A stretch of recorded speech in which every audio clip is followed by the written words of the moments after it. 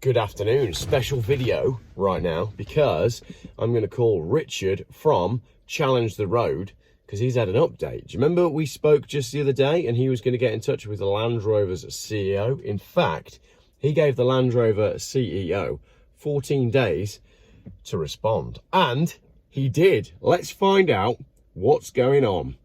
How are we doing?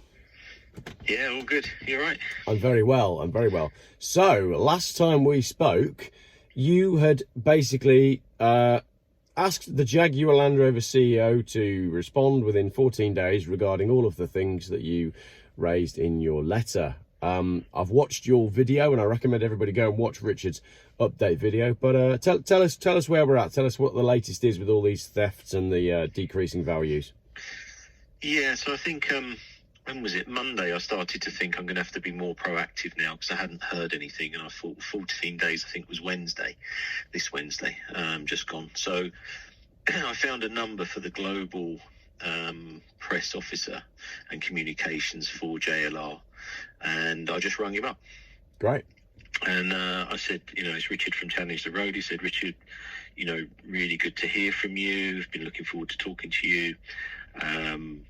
We've been watching your channel. We've been reading your comments. I had done a second email, just so you know, with all the comments that we received on the Google Docs.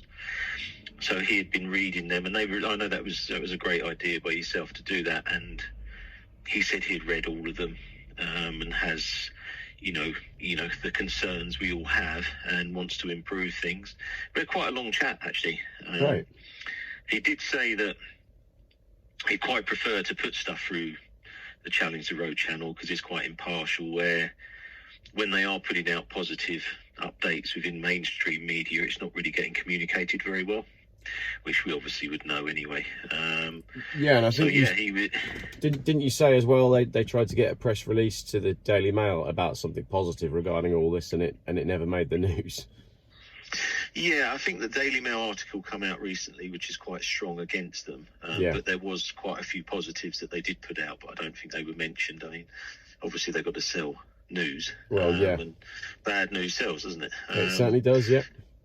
But we need some good news because obviously we want Land Rover to do well. So I think that the key things I took from the call were he really wants to be proactive, and he understands there's problems with the insurance, which we know. Yeah. On their own version, not just other people. So I'm still trying to get my head around it because it seems like they launched on the 17th of October a new insurance plan. Right. Then they've launched another insurance on the 19th of December. Okay. So I'm just a little bit, but it looks like the 19th of December one is purely for Range Rovers. Right, okay. So it's a bespoke Range Rover cover. And so I'm still trying to get my head around it. And obviously the comments so far, a lot of people, it's just saying computer says no, when they put in about having insurance. So I explained that to him. I said, look, people are putting stuff in who've maybe had 6 Range Rovers, are, not in a hugely prolific sort of crime area, but he's still saying they can't get cover, which I said I think is wrong.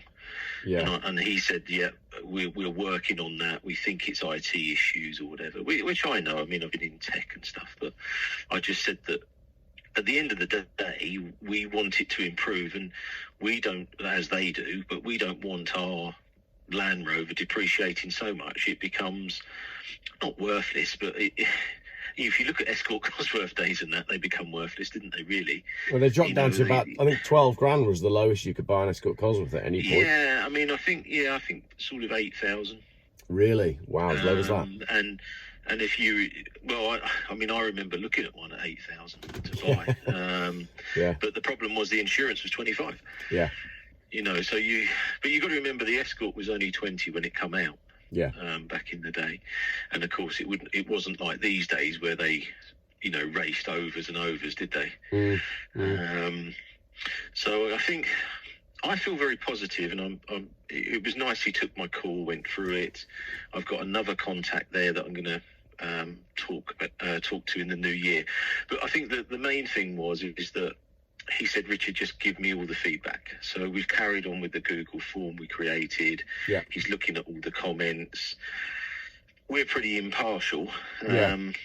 You know, I say I'm not sponsored by anyone with car related. No, we've got nothing to lose or gain other than just documenting what's happening and sharing that news with people.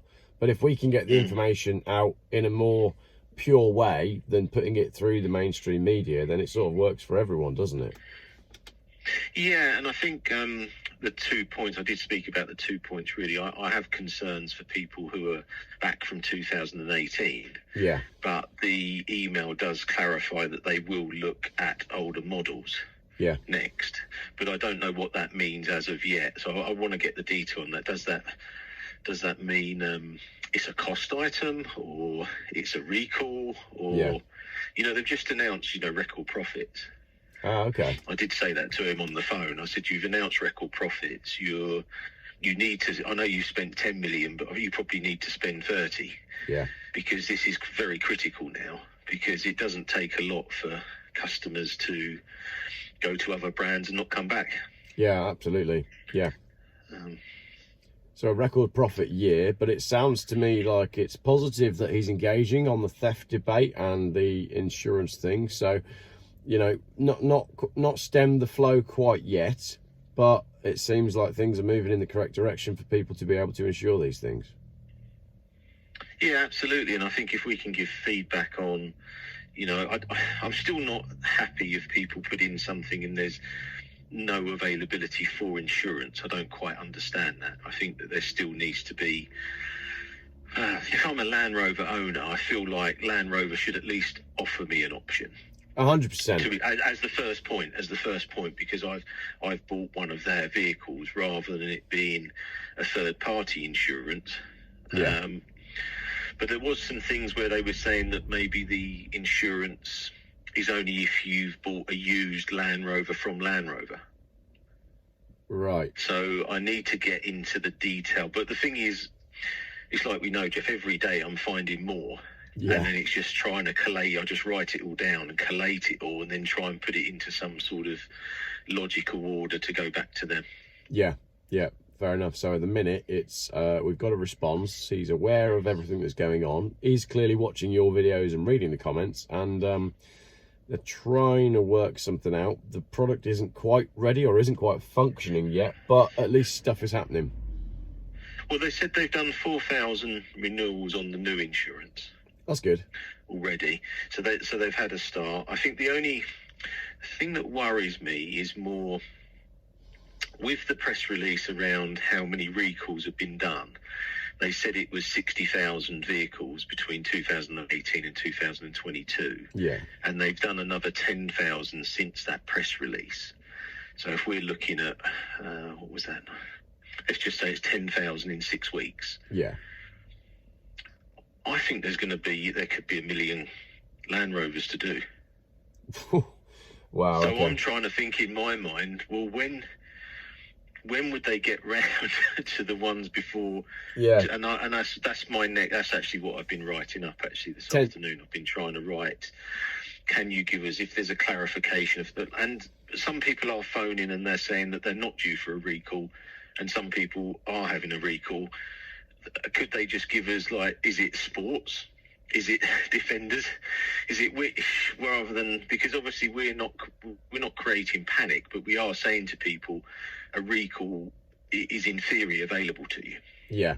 Yeah. But I mean, if they've done 10,000 in 6 weeks, you're talking about 5 or 6 years to do the 1 million Range Rovers that needs to be done. That's not exactly going to make Well, I did try and look at the numbers, and I think he was saying it was something like 400,000 a year or something. But the thing was, I don't want to just give a figure without it being absolutely right. Yeah. But also, because I'm in communication with them now, they're the best to give me the figure, aren't they? I'm Yeah. not having to do, I'm having to do a lot of research off my own back. I'd rather they said to us, look, it's this many cars, Richard. We're doing it as quick as we can, and as quick as we can is here. Fine. Yeah. That's all let's just be transparent. Yeah. Yeah, absolutely. Well, they should just put the news on your, all the news of those recalls can go on our YouTube channels. It would cost them a lot less than buying 1 million second-class stamps, wouldn't it? Well, I think they are going to do that. Brilliant. Yeah, I think that is the plan.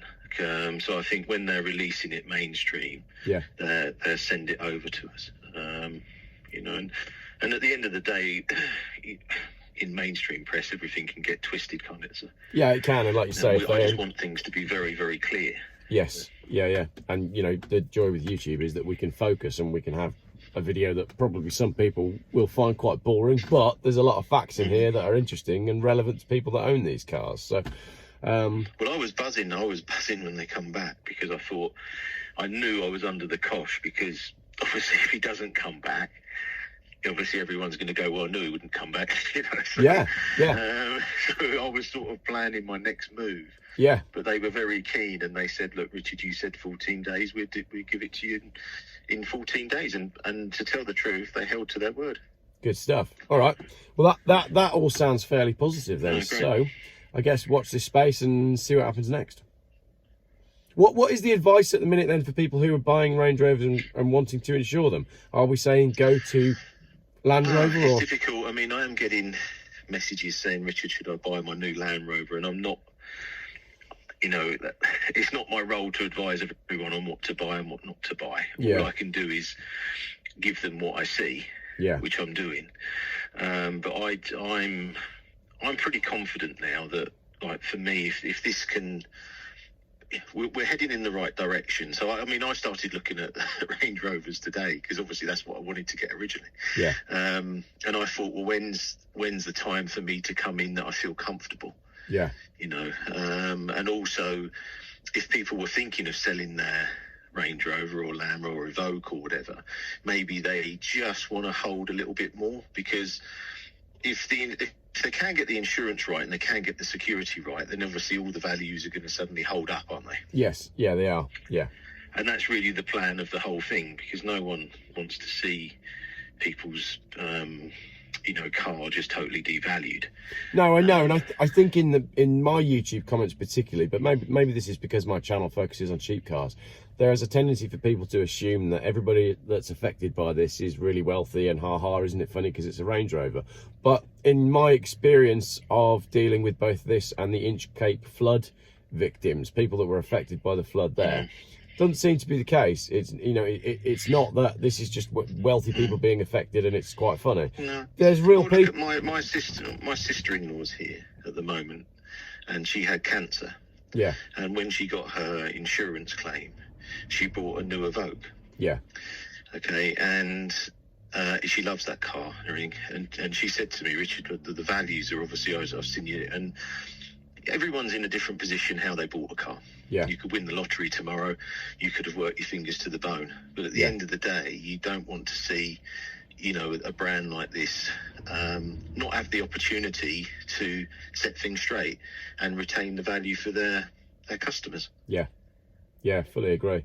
No, it's just interesting. So, I mean, I don't want to have a car to. She's like, should I sell it now? I said, no, just hold. Which is what I said in the first video. Just hold, and let's see if JLR really hold their hand up. Yeah.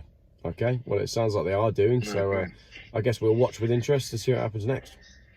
How was your trip in? Out in the X5 and different bits, weren't you, and EVs and different bits? We've just done 400 miles yesterday, and I've driven back from Pembrokeshire just now, so I'm pretty shattered, to be honest. I probably look tired in the video, but no, it's been good. And BMW X5, an interesting alternative to a Range Rover, I suppose. What do you think of the X5? Have you had a few?